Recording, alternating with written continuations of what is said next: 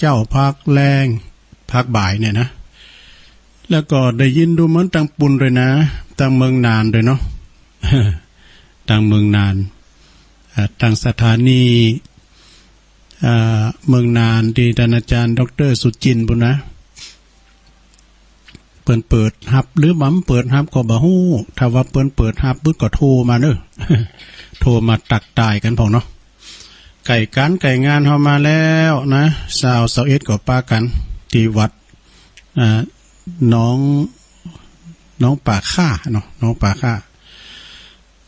วันนี้มาปบมาปักกันก็วันศุกร์เนอะสถานพุกวันเสาร์ศุกร์เอาเหล่าเสาร์เอาหน่วยวันพุกในปินวันพระวันศีลเนอะศีล8คำของเดินเก่านะเดินจะดับแล้วก็เดิน10ปิ้งก็ข่มซาแล้วสถานวันนี้ก็เป็นวันห่างวันดาวันหอหลายวัดที่เพิ่นจะมีงานเนาะ ตีตันเพิ่นจะมีการมีงานแต่ละวัดแต่ละว่าโอ้ตามกุปีนี่ก็มอทึดๆเนาะหลายวัดหลายว่าแปลวัดนำบ่อโลงบุญตัวยนะเนาะวัดนำบ่อโลงนี่ก็วัดใหญ่แต่ก่อนก็เมตตาบารมีธรรมตั้งครูบาอินทจักรรักษาเนาะซึ่งเป็นอ้ายของครูบาพรหมมาพัมมจักโกวัดพระบาทตากผ้าแล้วก็ครูบาวัดพระธาตุดอยน้อยครูบาคำพิละแล้วก็จะมีทำหลายวัดนะที่เพิ่นจะมีการมีงานเนี่ยบ่ว่าจะเป็นวัดพระนอนมอนจ้าง พระนอนมอนจ้างก็อยู่ทั้งนั้นทางตำบลมะกอกนี่นะสดาแต่ก่อนนี่มันโมนเนาะปีแล้วนี่ก็ยังโมนอยู่ปีหน้าจะขึ้นเก่าขึ้นหลังอะปีนี้ได้ตามปกติก็ปดโตมันงานติดงานวัดดงนิมิตรน้ำดิบน้อยจากหันก็มาวัดน้ำดิบหลงมาวัดปากล่องมาวัดห้วยปันจ้อยอารุณวิทยาวาสนี่นะแล้วพวกนี้ก็จะไปปักกันกับวัดพระธาตุดอยหลอกะนะพระธาตุดอยหลอนี่ก็จากหันก็จะไปปุ้นจะไปวัดมงคลวลารามล่องเคอกวาวเนาะจากล่องเคอกวาวก็ไปวัดตุนพึ่งเนี่ยจากล่องเคอกวาวแล้วก็ดอยหลอแล้วก็ไปสันกูดก่อนกะสายการเดินดูลุงนะสันมะกรูดตำบลบ้านแป้น จากหันมาก็มาวัดมงคลวลารามล่องเคอกวาวจากล่องเคอกวาวก็ไปวัดตุนพึ่งจากตุนพึ่งก็ไปวัดกูงูลืนนี่วัดกูงูลืนก็ไปวัดปุงหูดูจุ้งเข่าว่าสาหมดทีนี้ก็งดโมดสดาญาโยม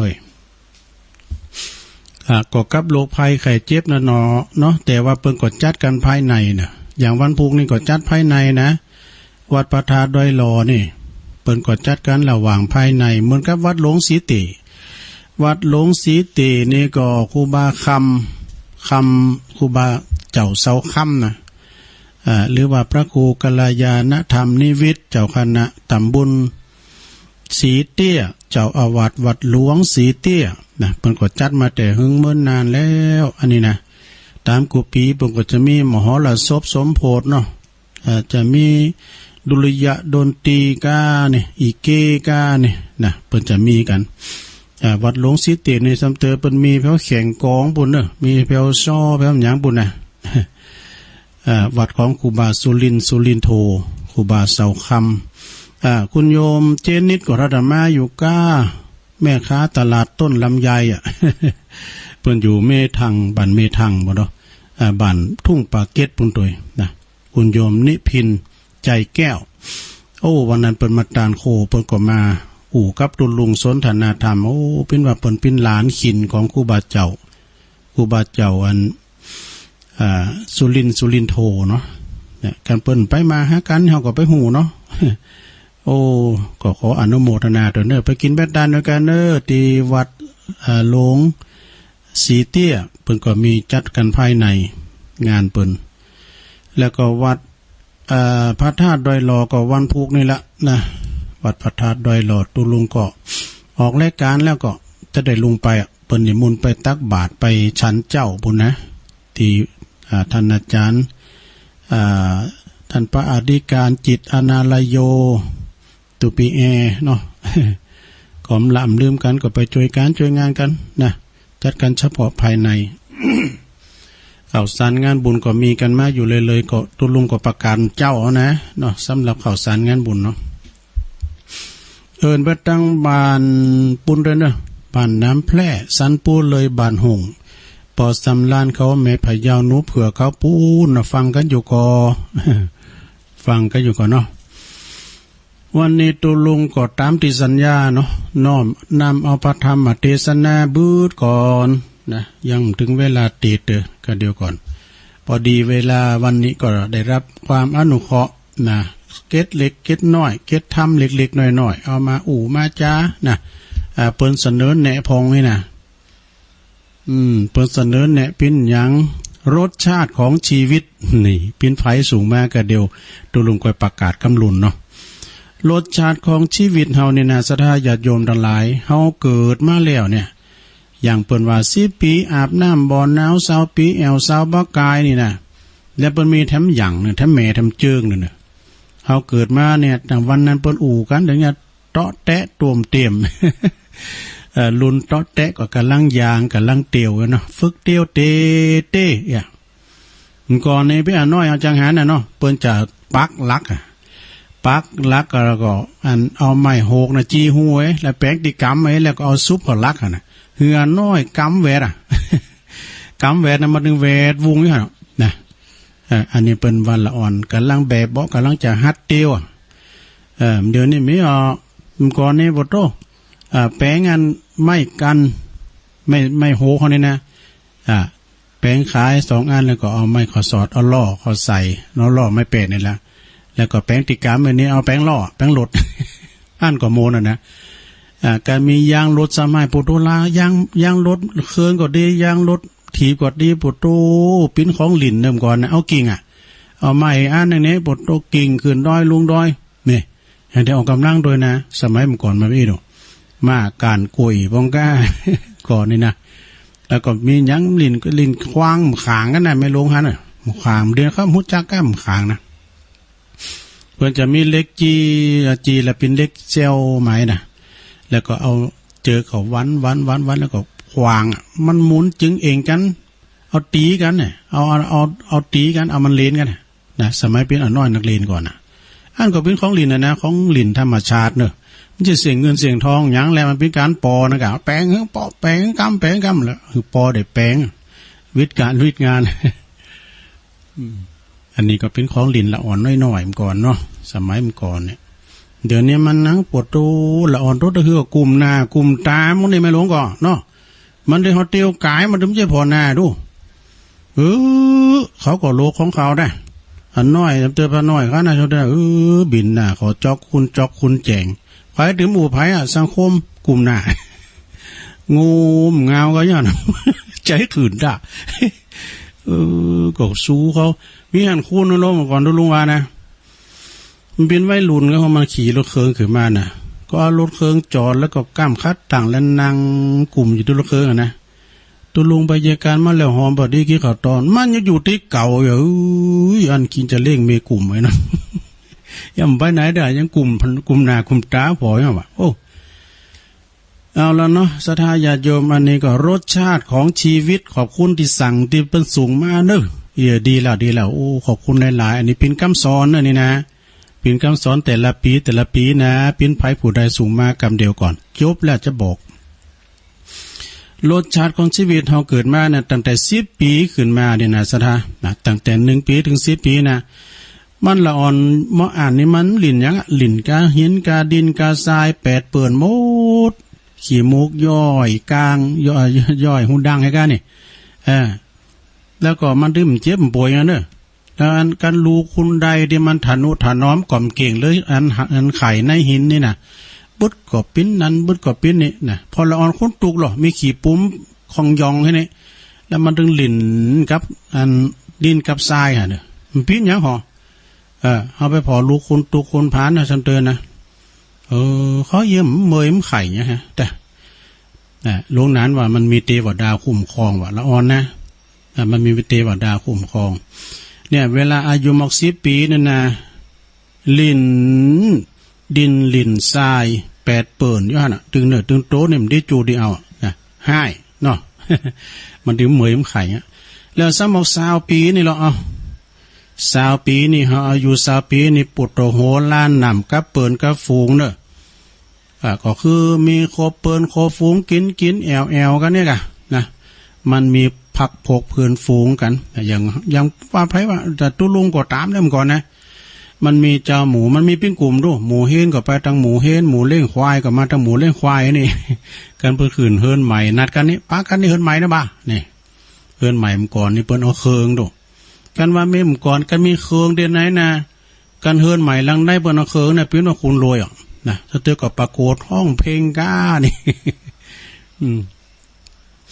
ประกวดห้องเพลงก้าแหละเปิ้นเอาไม้ไว้นะเปิ้นตั้งขายดูก่อนนะไม้ที่มันเป็นเป๋อเวิร์มก่อนนั่นน่ะตุลุงเขาพี่น้อยนี่เปิ้นตั้งไม้แล้วน่ะเข้าไปก็อะโหล ละอ่อนเคยปาดนะกันเดี๋ยวก็แลนออกมานี่ก็เดี๋ยวนั้นเข้าไปอะโหล อันไม้นี่มองเขาหันน่ะพรน่ะแม่เนี่ยนะเปิ้นดืดนี่แต่เปิ้นไปประกวดห้องเพลงกันเนี่ยผมก่อนนี่ประวินบริการเนอะ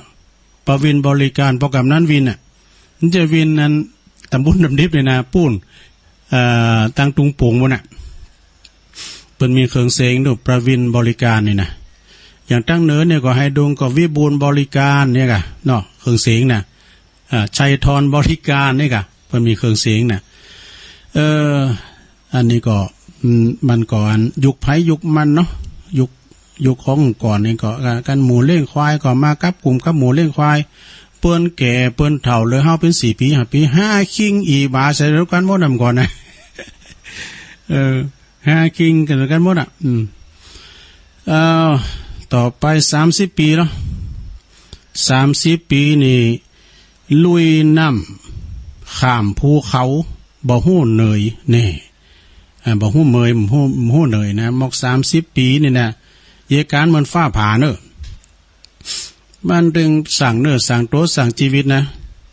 บกดินสินโตพละกำลังแข็งแรงบ่แห้งแข็งกะเนอะตอนนั้นนะมอกอายุ30 ปีนี่นะวัยกึดวัยสั่งแดดสั่งทันนะสั่งเนื้อสั่งโตลุยน้ำข้ามภูเขาบ่ฮู้เน็ดเหนื่อยเมื่อยล้านะ40 ปีแล้วว่าถ้า40 ปีนี่นะสถา40 ปีนี่ก็หิวต้องทนเหนื่อยก็ต้องสู้ฮู้หน้าที่นี่มีครอบครัวแล้วดูมีครอบครัวมีลูกมีเต่าแล้วเรียบร้อยกันหิวก็ต้องทนเหนื่อยก็อดเอาสู้ชีวิตไปนะรับจ้างอ่างบายไปได้เงินได้ค้ำมาสร้างเนื้อสร้างโต40 ปีนี่นะอดอยากปากแห้งพองหิวก็อดเอาแล้วก็50 ปีกึ่งร้อยเข้าไปแล้ว50 ปีนี่กึ่งร้อยไปแล้ว50 ปีนี่เปิ้นว่า3 วันดี4 วันลา5 วันป่วยเอาแล้วลืมแล้วเฮ้ยพยาธิโลกาลืมเข้ามาแล้วเฮ้ยถ้าลืมเจ็บหัวเข่าแล้วก็นั่น 50 ปีนี่นะ50 ปีนี่กันทำกรรมหรือว่าสาวน้อยด่าบ่เจ็บใจดู3 วันดี4 วันลา5 วันป่วยมันเริ่มเจ็บป่วยเมื่อยไข้มาแล้วศรัทธาญาติโยมทั้งหลายตีมันถึงหูมีหูมอมานะแต่ก่อนนะมออายุ20-30นี่ปุตูกันเปิ้นเจ็บเนื้อเจ็บตัวพ่อแม่บ่นเจ็บเนื้อเจ็บตัวนะเด้อเปิ้นนี่ให้หน่อยสู้เขาถึงแต่หูก็ถึงหูมาแต่เจ็บแข้งเจ็บขา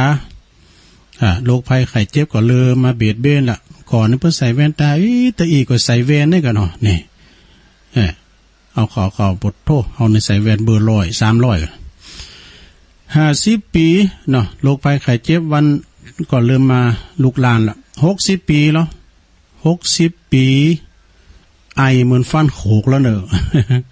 มันจะฮื้อไว้อันฟันโขกมันจะฮื้อเฮาก็เคยได้ยินเนาะฟันโขกเลยนะ60 ปีนี่เปิ้นว่ามองโลกสวยแต่ใจเหงานี่ พอโลกนี่สดใสแท้ๆแต่ใจเหงาแต่ไปเหงาเนอะจะไปอยู่คนเดียวอย่างตุลุงวาน่ะอยู่ต้วยหมูมีเปิ้นมีฝูงอู่กำบ่เก่าเล่าความหลัง เปิ้นว่าคุณเฒ่านี่มักของขมชมของเก่าเล่าความหลังเนี่ยมันเล่าความหลังอย่างตุลุงเลยกะเรากับความหลังสมัยแต่ก่อนเลี้ยงควายก็อย่างนะใจอย่างเงาเนอจะไปเงาจิตเงาใจเข้าหาหมูหาฟูงนะลงเนอ60 ปีเนี่ยนะ60 ปี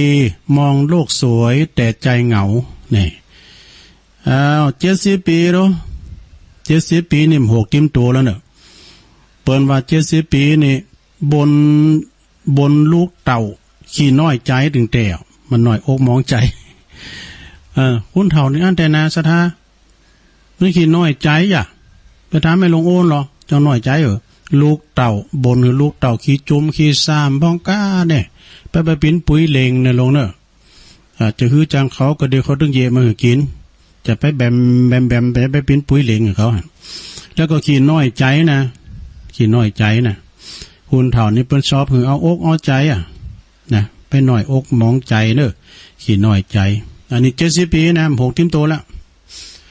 ถ้าว่า80 ปีเนี่ยดูไข่โหเหมือนไห่เนอะนี่80 ปีเนี่ยนะเปิ้นว่านอนใส่แผ่นเพิดว่ะแผ่นเพิดนี่เนาะแผ่นเพิดนี่กะโอ้80 ปีนะแต่บางคุณเนี่ยนะสะทา80 ปีเนี่ยนะปุดโทยังว่าบ่าแห้งแข็งก่าอยู่เนอะเอาพออย่างคุณหนุ่มคุณกำเลยมันกำลังไผกำลังมันเนาะ80 90 ปีเนี่ยสำเตยปนนี้สบายอันนี้80 ปีนี่นอนใส่แพมเพิร์ดแล้วอ่ะก็ถึงขนาดนั้นแล้วก็ต้องพอก้อยดูแลมันนะ80 ปีลูกอ้วนก็80 ปลายแล้วเนาะลูกอ้วนเนาะ80 ปีพระพุทธเจ้าเปิ้นมีพระชนมาอยู่80 พรรษา80 ปีเนี่ยเข้าสู่นิพพาน80 ปีก่อนนี่มึนนะมึนขนาดแล้วก่อนโอ้การพระอานนท์เปิ้นเกิดได้ตอนนั้นต่อชีวิตเนี่ยเปิ้นน่ะปุถโธแต่กี่ปีมแล้วเนาะแต่ว่ามารมาโดนจิตโดนใจพระอานนท์หือลืมพระพุทธเจ้าก็เลยเสียงบุญใน80 พรรษาเนาะไผได้เกิน80 ปีไปแล้วนะหลวงโอนมีกรรมให้เนอะมีกรรมให้แล้วพระพุทธเจ้าเปิ้นตึก80 ปีแล้วเดี๋ยวนี้เปิ้นเฉลี่ยอายุคุณเฮา75 ปีก็ได้ว่ะนะแม้ยิ่งจะแก่แล้วจะมีอายุหนักแล้วปอดใจว่ะดูถ้าว่าเฮาเกินกว่า75 ปีขึ้นไป80 90 100อยู่ไปตามหน้าบุญนะเพิ่นว่าอันน่ะแล้วก็80 ปีไข่โหมันให้90 ปีรู้ในตำนานเปิดว่าไข่ก็ตายมันไข่ก็ตายนะ90 ปีนี่ฉี่ไหลไม่รู้ตัวเนี่ยโอ้สุมาเด้อปินเดียวไหลก็หูโตไข่เยียวเนอนะเขาก็เอาหยังมาหือน่ะเดียวไหลอันนี้มันไข่หูเรืองละนะ90 ปีไข่โหมันให้90 ปีนี่นะ100 ปีแล้วเอา100 ปีนี่ว่าลิ้นก็จาหูก็ฝาดตาก็โมเอาแล้วสุมาเด้อขี้ยอดบ่หูโตจะอยู่ต่อไปทำไม ฟังนำก้าวในลงเนอะ100 ปีนะลิ้นก็ชาหูก็ฝาดตาก็มัวขี้หยอดไม่รู้เรื่องไม่รู้ตัวและจะอยู่ต่อไปทำไมอีวะโอ้อันนี้ก็กรรมดีแต่เนี่ยเปิ้นอายุสังขารเฮานี่นะสะทาอายุสังขารคุณเฮานี่มันแน่นอนนะแต่ความตายนี่เป็นของแน่นอนไผที่อายุไปเป็น100 ปีนี่นะเปิ้นว่าโอ้ถือว่าเป็นหน้าบุญแต่ว่าพังพองก็100 ปีปลายก็มีนะสะทา100 ปีปลายก็มีนะฉะนั้นศรัทธาญาติโยมทั้งหลายตีเฮาได้มาโอ้แต่กันรถเพิ่นขึ้นมาหาไปเก็บดุแต่ตุลุงบอกให้หลวงพ่อแล้วตุลุงได้ไปเอาพระโคงไปแตน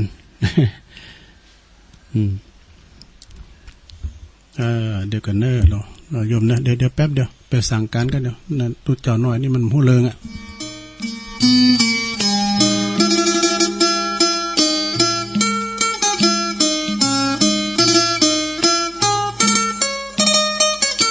ตุ๊เจ้าน้อยนี่เอามาอู่กันต่อเพิ่นจะไปสังกะหะกะเก็บกระดูกมาอู่กันต่อเจ้านี่ก็ชีวิตว่าไปอันนี้แถมแบบนึงในสถานเนอะก็เดี๋ยวตรงนู้นจะเตียดทำอยู่นะ เจ้าฟังเปิ้นเตดอุทธลาเนาะต่อน้อยอองคำก็โมนแต่กัดอกหอตุลุงฟังนะอาจารย์ทันพระครูศรีวุฒิคุณเปิ้นเตดทำเปิ้นนี่เตดโมนน่ะเอาฟังเขาก็กัดอกต่อน้อยอองคำก่อนเปิ้นมีซอโลต่อน้อยอองคำนะสมัยตุลุงเลี้ยงควายเอาไปฟังซอคณะดาวลุ่งเขาเนี่ยกะแม่ครูแสงเอ่ยเขาเนี่ยกะเปิ้นซอกันน่ะเอาแพทย์จีนเอาแพทย์จีนมาวาดำกรรมเดี๋ยวจะเตดทำละกับแพทย์จีนเปิ้นบอกยาที่ดีที่สุดไว้8ขันนั้นด้วยกันเด้อวันนั้นเอามาวาละกรรมลุงนั้นว่าได้ยินสักกรรมารับลืมตื่นเอามาวาตอนแรกนะครับเนาะตอนบ่ายยา8ขันนั้นเปอปินวิทยาทานแก่สวทุกทันนะแก่สวทุกทันดิตุลุงอ่านแป้มเจ้านั่นนะ10 ปี30 ปี20 ปียังไปนั่นเจ้านะปิ้งของอันไอ้นิกรเด้อไอ้นิกรชายน้อยไอ้นิกรชายน้อยนี่ก็โอ้พินโยมที่ดีของตุลุงเวลาตัดไปหันมานี่จะไปเมืองเป้าเมืองฟังไปเจียงแสนเจียงไฮ้เปิ้นเอารถมาหาเปิ้นเอาโฟวินกันนะ เปิ้นอยู่เนี่ยตาจ้างน้องหลองขอบคุณไอ้นิกรเด้อนิกรชายน้อยเปิ้นสูงมาหืออ่านนะก็แก่คัดไปเนาะเอามาเสริมเอามาใส่นุ่มใส่ไข่ไปนะอย่างอันนี้ก็เหมือนกันนี่แพทย์จีนเปิ้นบอกยาขานานที่ดีที่สุด8ขานานเปอร์ปินวิทยาทานของแด่สวก็คือผู้สูงวัยทุกท่านนะยาขานานที่1 ยาป้องกันโรคมะเร็งได้ดีที่สุดก็คือการเดินเที่ยวนี่นะสถานเที่ยวเด้อนะการเที่ยวได้เที่ยวไปตุลุงนี่เตียวแวดถาดแวดวัดไอ้กำนี่นะเตียวขึ้นลุงต่างงานขึ้นได้นาคของก้าเนี่ยขึ้นได้นาก็200กว่าขันกันนะตุลุงเดี๋ยวนี้มันถึงลุมบนก็ได้ก็เอามาขึงกลางไปหลายเตียวขึ้นมาไอ้กำนึงนะบื้อจะไปทำอยู่เน้นเขานี่มันตัวน้อยมันเบาเหนือเบาตัวมันก็ซ้ำเติมเป็น2 รอบ3 รอบมันไปซื้อของนี่นั่นล้านก้าที่ตีนด้อยนะก็มันยังมาหมั่นเตียวลำเลยนะยาขานานที่1เด้อเตียวนะขานานที่2แล้วอายุวัฒนะที่ดีที่สุดคือการหัวเราะเสียงดังๆเนี่ยไข่โหดังๆเด้อไข่โหดังๆนะเพิ่นก่อนนี่เพิ่นประกวดไข่โหกันไข่โหดังที่สุดนะไข่โหหัวเราะดังๆนี่ว่าเป็นยาอายุวัฒนะมงคลอายุยืนเนี่ยก็ไข่โหนะกันภัยอารมณ์ดีไข่โหเนี่ยนะเสียงดังๆข้อที่3ยาเสริมความงามที่ดีที่สุดนะยาเสริมความงามที่ดีที่สุดก็คือการนอนหลับบุตรก็ต้องรับวันคำคืนหุงหรอ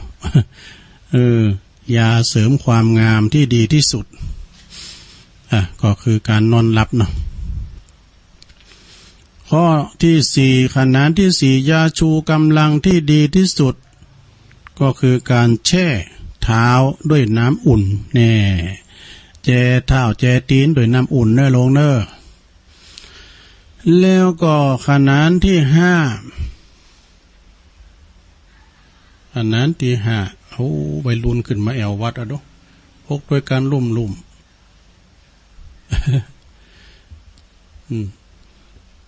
รถเขาละหลิงก้ารถเครื่องโหกันซุนเนี่ยข้อที่4ยาชูกำลังที่ดีที่สุดการแช่เท้านะแช่เท้าข้อที่5ยาครอบจักรวาลที่ดีที่สุดก็คือการดื่มน้ำกินน้ำนางๆเนี่ยลองเด้อกินน้ำหลายๆกินน้ำปิญญานะกินน้ำเปล่าเขาเนี่ยกะกินน้ำปิญญากินน้ำเปล่านี่แหละนะแล้วก็6ยาป้องกันโรคกระเพาะอาหารที่ดีที่สุดคือการคลึงท้องถ้าได้รูปตองนะเนาะ คลึงท้องแล้วก็ขนานที่7ยาบำรุงปอดที่ดีที่สุดคือการหายใจลึกๆหายใจจนตึกนะลงเด้อก่อนในตัวลุงในสู่ใจมันตึงตองนะมันถ้าตึกหมุนลิ้นอกเนี่ยมันเป็นอย่างนั้นนะสมัยตัวลุงดูดมุลีนะก็กะวาบเนี่ยสู่ใจมันตึงตองมันไม่เป็นอย่างนั้นเนาะหายใจเนี่ยมันดึงมันจะมอกลิ้นอกเนี่ยโอ้ทรมานขนาดตัวลุงเลิกมุลีขึ้นดีมาเฮ้ยกันตัวลุงมาโบสถ์นี่ถ้าดำเลิกสักอย่างจะ จะหมูตุลุงตายไปจะหลายก็ว่าหน้านี้โอ้กันตุลุงมาเกิดมาบวชนี่ไม่จะฮือหมดหายใจลึกๆนะลงเด้อหายใจเข้าถึงต้องลึกๆนะหายใจเข้าพูดหายใจออกโทข้อสุดท้ายข้อที่8เด้อเดี๋ยวจะติดทำล่ะยาเสริมแคลเซียมที่ดีที่สุดคือการอาบแดดว่าดูเพิ่งตีเตอฝรั่งเพิ่นมาอาบแดดตั้งชายทะเลตั้งบ้านเฮาเนี่ยเนาะตั้ง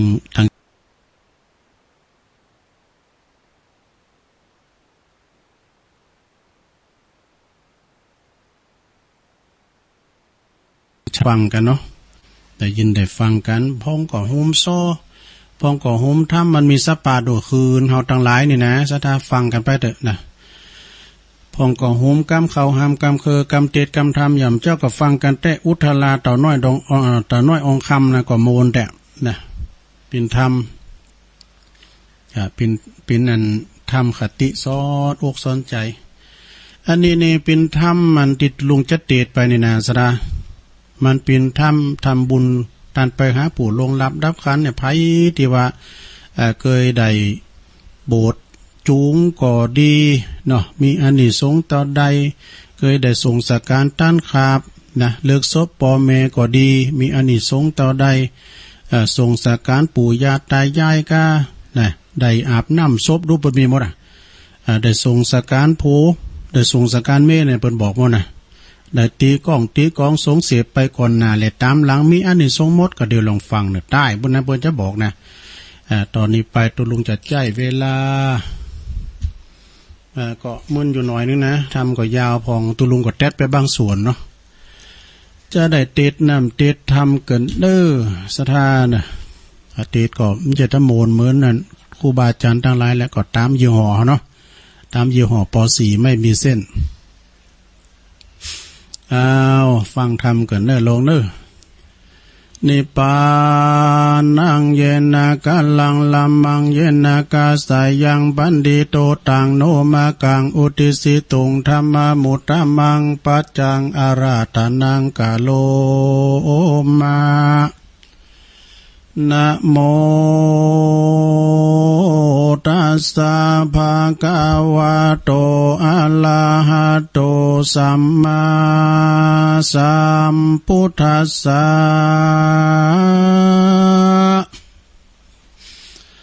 นาหิรุนังวาโสโกวายาวันยาปาลินเตวานานาตังเปตานามาทายาเอวังติตันติยาตโยติสันทโวดุลาสาปุลิสาตังลายตั้งหญิงใจหนุ่มเท่าศรัทธาเก้าเป็นประธานมีใจบานผ่องแผ้วรับศีลแล้วฟังธรรมจงดาจำฟังที่เอาเป็นที่สอนใจเป็นอุปนิสัยไปนาบ่ต่ำจ้าทาโลนใดยกตนขึ้นสู่ในที่อยู่ทางดีกุศลเมลายหลากได้พ้นจากทางผ่านได้สำลานคำเจ้าหายโศกเศร้าเครื่องกามูลศรัทธาจูผู้จงพร่ำลู่ดาฟังบัดนี้แด่เตอพังกาวาอันว่าพระพุทธเจ้าตนเป็นเก้าติโลกาจารย์ได้ถึงญาณวิเศษรู้แจ้งเจตหันกายเทศนาไขโอวาทได้ลูกขวาดตามลายหือคนยิ่งใจมวลหมู่ได้แจ้งรู้สังขารว่าเกิดมาบ่นานสักหยาดชีวิตขาดตามไปดังอาทิตย์ใสแจ้งส่องไปตามจ่องโลกากันว่าแจ้งมาโลดควายมาถึงยามง่ายบ่ายใจก็ปาดป้ายลงแรงตะวันแดงตกต่ำแล้วก็มืดคำสันใดอุปมาเปรียบไว้ดังคนโลกไตยิ่งใจมีลวงอะไร มวลหมู่อันมีอยู่สงสารรู้จัดการก่อเกิดเอากำเนิดโหดตีบอดตันสุขขีดใจไฟจันลาไล่ตามหลังเป็นทุกขังไม่มาดนำมีพยาธิมาแฝง เปียทีแรงมาคอนเป็นตุกล้อนเรือลายยอมจักตายจู้ผู้บ่เว้นกู้ตัวคนมาจุลาตนอาจกลาเตียงไหลคาคืนวันพายบอดตันกฎหมายว่าเราจักตายอย่ายามใดลางพ้องนั้นก็ตายอย่าไปยามเท้ามีมากเต่านำนาลางพ้องนั้นหนาหนุ่มน้อยนาจืนจ้อยสาวจีก็ฟังหนีตายจากพ้องอายุมากเหลือหลาย100 ปีปลายยังเมพ้องกอดตายดีพ้องกอดตายหายตามกำตอบสายโดยตานลางเตื้อพ่อแม่พันเจียนจากลางเตื้อลูกพรากหายหนลางเตื้อพี่น้องตนปัดพรากลางเตื้อเมียจากหายตาลางเตื้อนั้นนาสามีกาตายจากลาตายอย่าไปละสายวงใหญ่ป่าปู่พี่น้องอยู่ไปหลังเป็นทุกขังไม่อามาตไม่ร้องลำให้เวทนาเป็นธรรมดาแห่งโลกมีสุขทุกข์โศกสูญกันย่อมแผ่พันความเงียงบ่มันเตี้ยงเวโวนเกิดเป็นคนโลกใดจักใดย่อมจักใดปาดภาคตายละจากกันไปย่อมอย่าอาลัยสาวโศกวิปโยคน้ำนาการให้หาคนตายบ่หอนหายไม่เป็นยากันว่าคนมอลานาพรากนานละข้าวกว่าเป็นผีจุมคนดีนั้นใส่จุงใส่ใจอย่าทำบุญหือตานนู้นอย่าขาดอย่าได้ประมาทลาสาสินใส่ดวงดี58อย่าสินสะอาดดวงดี58มีกับตัวบ่เมามัวตั้งอื่นตกใจตื่นนิกายจงตั้งใจฟังธรรมฟังแล้วจำจดจ่ออุทิศบุญต่อไปหาผู้มรณาตายจากดับขันพรากไปนาบ่ฮือเขาได้ตกต่ำจ้าหายหนเกิดเป็นกุศลแผ่กว้างปราดเก่าอ้างใครจะว่าเป็นกตัญญูตาเพื่อแผ่ให้พ่อแม่วงศาญาติกามวลหมู่อันได้อยู่เจยบานนั้นว่าบุญทานเยื่องนี้บ่หลับลี้เนหายสูญไปได้ปังเป่าจักจ่าเล่าใครขานดังเนตานล่วงแล้วพระตนแก้วศรัทธาในเตสันนาแก่พรามอันมาพุทธาถามล่วงแล้วมามุลลาศรัทธาจูผู้จุงพรามลูดาฟังอิมังธรรมเทสานังสัทธาสาวัตถิยังวิหาลันโตอัลลัมภากาเทสิติสัทธาอันว่าพระพุทธเจ้าตนเป็นปิ่นเก่าติโลกาจารย์พงสำลานยังจอดอยู่ในยอดอารามอันเหลืองงามบ่อผ่อนอยู่นอกบ่อนเมืองสาวัตถีพระโมนเนตนผ่านเปียวก็ผ่านลบแล้วยังพรามอันมาถามเฮือเป็นเหตุพระจึงเตสนา ยังกาถาอันนี้ว่ายังกินจาลมนังกัตวาทัจจาตานามัจจลีดังเนกิละดังได้ยินมายังมีพระมานาผู้หนึ่งใสอยู่นอกเมืองใหญ่สาวัตถีไตปุลีเมืองกวางมีชื่ออางว่าจานุโสนีเข้าของเมนักโสด80 โกฏเป็นหมายมีใจภายแผ่กว้างโหมก่อสร้างตั้งตานคือภิกขาหารใส่บาตรแก่เจ้าศีลสะอาดบุญมากทานแก่คนยากอนาถาตั้งญาติกาพ่อแม่มิตรเกี่ยวแก่สหายอันจุติตายไปนานละขับกว่าเป็นผีอันเศรษฐีผู้ใหญ่มีใจใฝ่กันเองหายังหมู่วงศาบ่ขาดบ่ประมาทสักวันก็มีหันแลนาเอตัมปันนาละติ่งยังมีในคืนหนึ่งสาย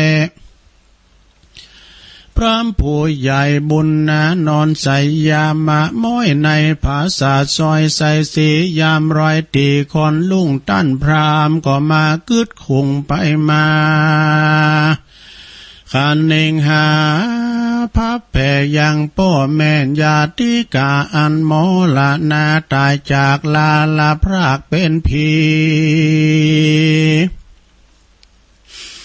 พ้องก่อใดกาตำดีไว้ก่อนเตียงบ่อหอนถอยจากกันพรากนาตายไปย่อมจักไปใดย่อมจักใดไปเกิดจันฟ้าเลิศปลายบนพ้องก่อใดกาตำตนบอดดีเป็นมิจฉาทิฏฐิใจหยาบกาตำบาปเลือลายกันแล้วว่าเขาตายดับขาดเตียงบ่อพลาดอาบายกันเขาตายจากไปจักเมภัยช่วยกำหือใดล่วงล้ำต่างผ่านเราหือตันไปหาซับเปสัตตาน้อยใหญ่จากลอดควายสันใดหรือหือตันไปหลายหลากบุญนั้นหากสูญหายตันหาคนตายนั้นใส่เขาจักใดหรือจะพร่ำสั่งการในใจกันอาทิตใส่แจ้งส่องไปตามจองโลกาพร่ำก่อมาจากไขกล่าวไขขันข่าวปั้นไม้หือคนยิงใจฆ่าใจหาดอกไม้ดวงบานละพร้อมตังภิกขาหารข้าวน้ำวัตถุพร่ำตังมวลกาละกวนมาค่อยก่อปาคนน้อยใหญ่มวลหมู่เข้าไปสู่วิหารที่พลานท่านลงยานย่างจอดกันว่าไปลอดนำนาก็ยกมือสาตั้งเกลาขาบไว้เล่า3 ตีแล้วก็มาทำพระมุนเนยอดซอยโดยกรรมชื่นจ้อยปิยาวาพานาเตภะกวากาแด่พระพุทธเจ้าอันว่าการนี้เล่าก็มาสั่งกาว่าสัพเพสัตตามวลหมู่ตายไปสู่โลกนาจุมปูป่าเอาญาติกาพี่น้องอันอยู่ในแห่งห้องเมืองคนกาตามบุญกุศลเตตานอุติสาคารไปหาผู้มอลนามวยมอดบุญจากลอดสันได้หรือหือตานไปนั้นเราว่าได้ศูนย์เป่าดอมได้บุญนั้นหายกว่าจอยขอพระยอดซอยบุญนาเตสานาก่าวแก่หือหายแก่สังกาไขขียาก่าวบอกก่าวหือหูข่าวตามแนวเดเตออาทาโคภาคาวาเตสังวจนังสุตวาใน กาลานั้นอาศัยพลาดที่ไว้ตนงามกันว่าพรามผู้เท่ามาตั้นเราผู้ชาพระสัทธาโตนผ่านแพ้วก็จึงใครคะอูบแก้วเตเตสันนาเก่าเป็นกาถาว่าอัฏฐาสิเมอังกาสิเมญญาติมิตตาสักขาจะเมเปตานังทักขินังทัจจาปุเปกาตามนุสสาลังดังนี้ดุลาท่านพรามผู้ใหญ่มีใจไฟกาเนงหายาติกาพี่น้องอันพรากจากห้องเมืองโคนละบุญกุศลไหลแหล่อันพ่อแม่ญาติกาตันไปหาผู้ตายก็จักผ่านภายไปลอดผู้มวยหมอดหมอลานาต้องกาติกาสามสิ่งจึงอุดมยิ่งกุศลคือว่าตานหือแก่นอตัสสะปนโตนนอนเนาภิกขุเจ้าผู้มีเปียนนะทั้งสามมาเน้นใหญ่น้อยมีศีลจองห้อยบอนนีตานแล้วยินดีหลายและอุติสะแผ่ผู้ตาย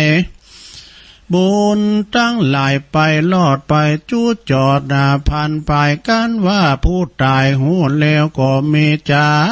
ผ่องแผ้วโมตานาบุญนั่นบ่ไกลกาหลีกลี่หายไปที่ต่างใดเตียงจักใดไปยกย้ายออกจากค่ายตีผ่านป่าละมียานล้ำเลิศจักใดไปเกิดจันฟ้าบุญแก่กานำไปก็จักใดไปเกิดจันฟ้าเลิศเมืองสวรรค์นั่นแหละนา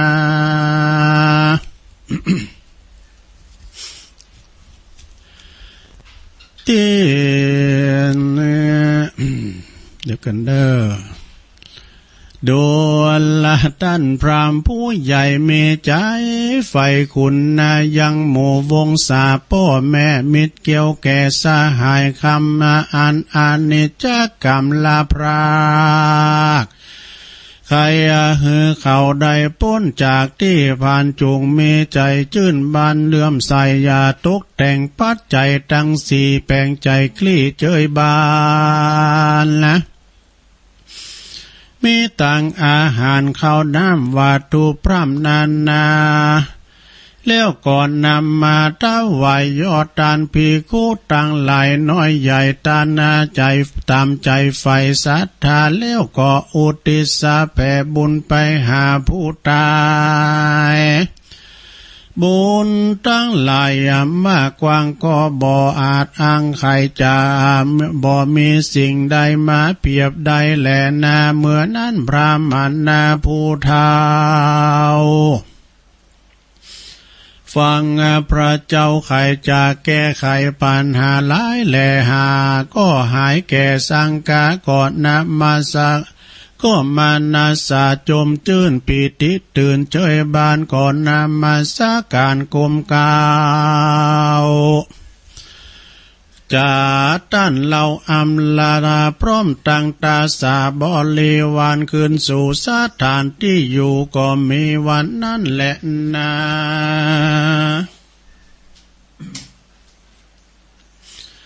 ตาสามาเหตุนั้นใส่คนโลกไตสงสารอย่าใจหานมักบาปอันกายหยาบนั้นนาเตียงจักป่าเหือใดตกต่ำไตอาบายกรรมตั้งหลายมากกว้างภายก่อสร้างอันใดก่อจักใดไปตอบสายเหือใดหลายและดีย่อมจักเนบอนลอดปลอดใจจอดเจตานาหากจักป่าไปสู่ทวนนากู้ตัวคนจงกาดตามตนเหือดีเมสติเมยาขาดมันปัดมันเกิดขวาดเจ้าง่ายถึงความตายไปนาบ่อเนิ่นจ้านำนามีเมตตาแผ่กว้างมันก่อสร้างตั้งบุญ ตาโนนบ่ขาดราแล้วก็โอกาสใหม่ตานไปหาวงวานพี่น้องอ่านตายจากห้องเมืองโคนละเอาว่าตัวตนไปสู่ในที่อยู่โลกนั้นหล่อนว่าได้ตกถอยจะอาบายก่อกับกายไปเป็นเพศใดระเวนวายอยู่ในเขตสงสารปัลลาบุญตาน้อยมากก็จักไปอายกจากที่ทุกข์ได้ถึงสุขที่ดีล้อนว่าบุญเขามีแก่กาได้เกิดจานฟ้าไปบนบุญกุศลมากลำก็จักไปเติมกำนาแถมเล่าได้ร้อยเต้าปานปูนปุณณะเมื่อไปลุนสุดซอยได้จืนจ้อยเจยบานสู่เนลาปานเวียงแก้วได้ถึงแล้วที่ดีคนโลกีน้อยใหญ่ทวนนาควายยิ่งใจจงพันภายเว้นขาดปานาติบาทตัวหารอาทินนาตานเว้นวายบ่อเข้าไก่กาเมซุ่มมิจาจานนามบ่อไข่ขานล่วงไล่บ่ว่าไล่คนใดบ่เก็บกรรมไปสนไปส่อหือต้านล่อผิดการบ่จานนั้นถอยอาจาถอยบ่แจ้งป้อยคนใดจะจากรรมใดก็แล้วบ่กาดแก้วสินทำบามบ่บังอามรูปมาเว้นเสียเว้นขาดจากเฮงสามีพยาเกิดขวาดบ่อพยาบาทคนใดปัญญาใสผ่องแผ้วเชื่อกุลแก้วตั้งสามปาการบ่อเอาคนผ่านคนบาปใบมาอยู่ไกลเตรียมตนมีใจกุศลเพื่อแผ่ลูกคุณพ่อแม่วงศาอุปจาเจื้อเงาครูบาเจ้าอาจารย์ใจเจยบานเข้าไกลหลับช่วยใจลุมลาการว่าต้านหมอลานากลอยกลาดชีวิตขาดสันดานจุงหือตานเลิกซากตามเก่าลากประเพณีอานิสงส์มีมากกว้างนักปราดอ้างเก่าอ้างไขจาว่าเป็นกตัญญูตาผู้ฉลาดรู้โอกาสเต้นกุลนับเป็นบุญผาเสดปาเกิดสวัสดี กันละตานจากเนียเมืองคนเตียงเอาโตนไปเกิดที่ผาเสดเจยบานนั่นแหละนาที่นี่เราจักจะบอกลาว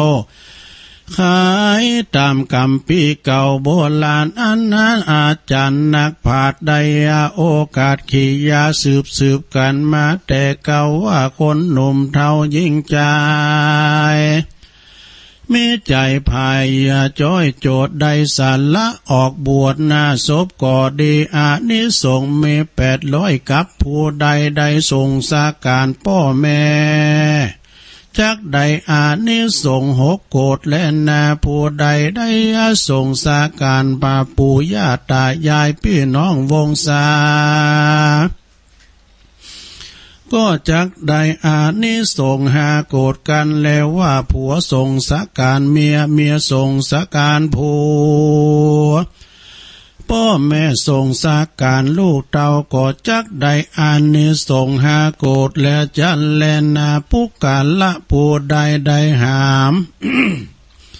ได้เลิกซากศพก็ดีก็จักได้อานิสงส์50กับแม้นว่าผู้ใดได้อาบน้ำศพและเผาศพดังอันก็ดี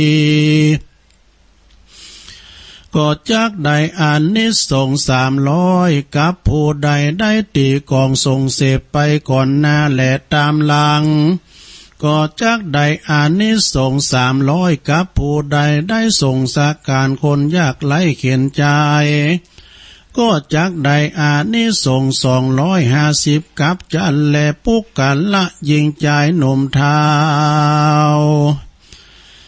มีใจบ่เศร้าเจยบานได้ส่งสาการภาคปีคูดเถนตั้งสามมาเนนภูมิสินก็จักย่อมจักมีอานิสงส์มากนักบ่อาจจักพามานใดจะและนา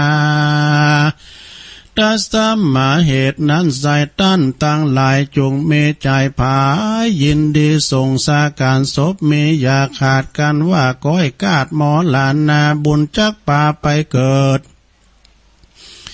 จันฟ้าเลิศเมืองสวรรค์ดังงาลับฝันแล้วตื่นดังลับฝันแล้วตื่นใดจมจื่นยาวนานก็มีประการดังกล่าวมานี้แหละนาเนติตังกิยาสังวันนาวิเศษจาห้องเหตุการทำบุญอานิสงส์คือแก่ผู้ล่วงลับดับขันก็บังโกมสมเรสเด็จแล้วเท่านี้ก่อนแลสาธุสาธุสาธุจบไปละศรัทธาญาติโยมทั้งหลายยาวพอเนอะมันยังเต็ดออกไป